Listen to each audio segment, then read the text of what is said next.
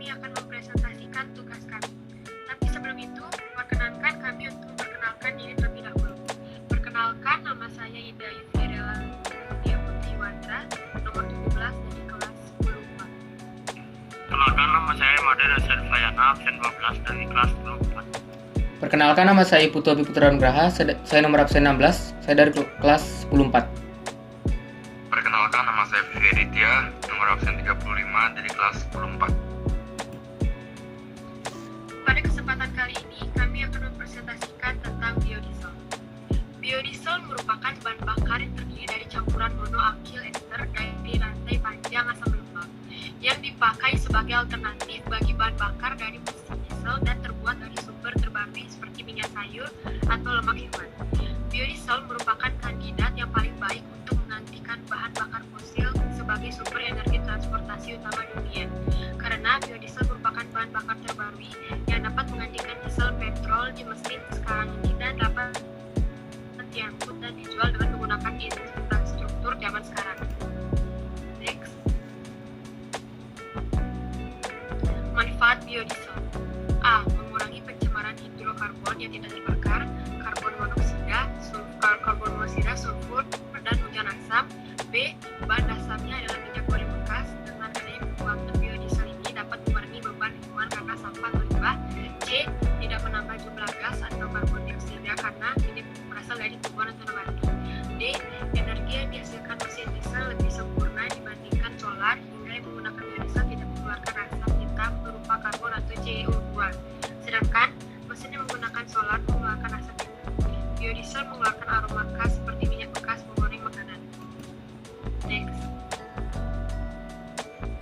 Adapun keunggulan dari biodiesel, yang pertama, mengurangi emisi karbon dioksida dan SO2.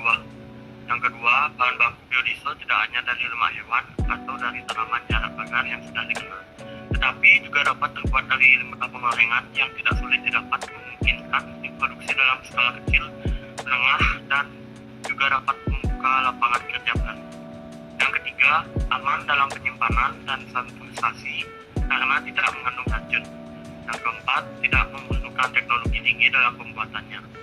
Yang kelima, limbah dari biodiesel ini merupakan gliserin. Gliserin ini merupakan bahan dasar pembuatan sabun sehingga ramah lingkungan dan mengurangi polusi. Limbahnya pun bisa menjadi berguna.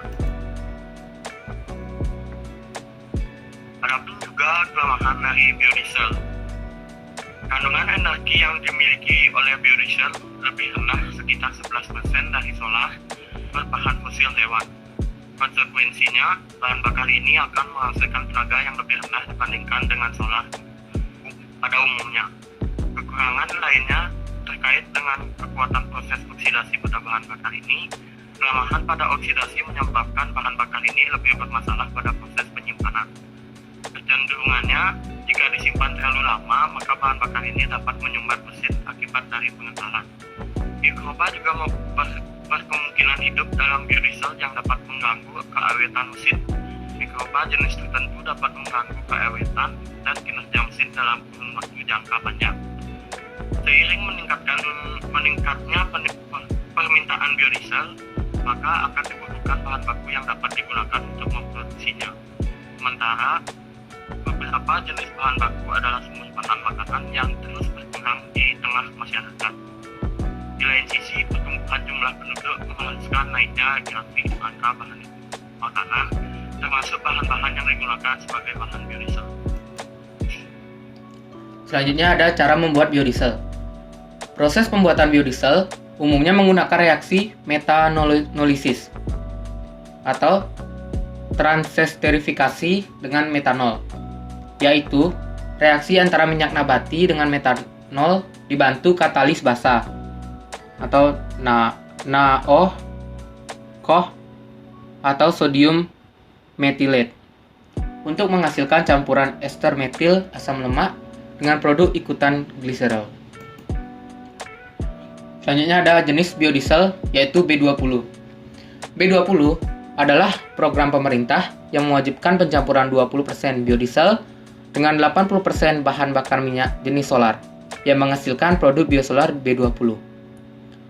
Program ini mulai diberlakukan sejak Januari 2016 sesuai Peraturan Menteri Energi dan Sumber Daya Mineral (ESDM) Nomor 12 Tahun 2015 tentang perubahan ketiga atas Peraturan Menteri ESDM Nomor 32 Tahun 2008 tentang penyediaan, pemanfaatan, dan tata niaga bahan bakar nabati atau biofuel sebagai bahan bakar lain. Baik, selanjutnya ada jenis biodiesel yaitu B100. B100 adalah istilah untuk biodiesel yang merupakan bahan bakar nabati untuk aplikasi mesin atau motor diesel berupa ester metil asam lemak atau fatty acid methyl ester atau FAME yang terbuat dari minyak nabati atau lemak hewani melalui proses esterifikasi atau transesterifikasi. Proses transesterifikasi adalah proses pemindahan alkohol dari ester, namun yang digunakan sebagai katalis atau suatu zat yang digunakan untuk mempercepat laju reaksi adalah alkohol atau metanol. Nah, selanjutnya kita masuk ke dalam perbedaan serta persamaan dari B20 dan B100. Untuk perbedaannya, B20 berarti 20% biodiesel yang dicampur dengan 80% solar. Sementara untuk B100 itu murni 100% biodiesel. Lalu untuk persamaannya, biodiesel B20 dan biodiesel B100 sama-sama dihasilkan dari bahan baku bioenergi melalui proses atau teknologi tertentu. Nah, di sini kita bisa lihat ada tahapan kewajiban minimal pencampuran biodiesel yang berdasar pada Peraturan Menteri ESDM Nomor 12 Tahun 2015, yang mulai dari tahun 2015 bulan April, lalu bulan Januari 2016, bulan Januari 2020, dan hingga seterusnya nanti pada tahun 2025 bulan Januari. Dan juga mencakup sektor usaha mikro, perikanan, pertanian, transportasi, dan pelayanan umum atau PSO. Lalu juga transportasi non-PSO, pembangkit listrik, dan juga industri dan komersial.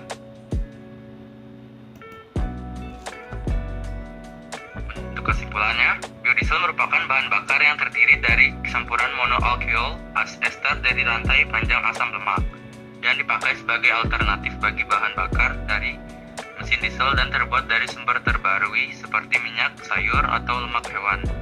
Biodiesel juga sangat bermanfaat bagi lingkungan.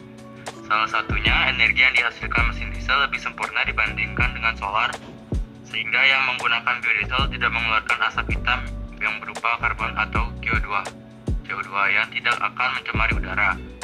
Biodiesel juga ada terbagi menjadi beberapa jenis, salah duanya yang sudah kita jelaskan tadi yaitu biodiesel B20 dan biodiesel B100. Baik, terima kasih. Sekianlah penjelasan dari kami mengenai biodiesel B20 dan B100. Mohon maaf bila ada kesalahan.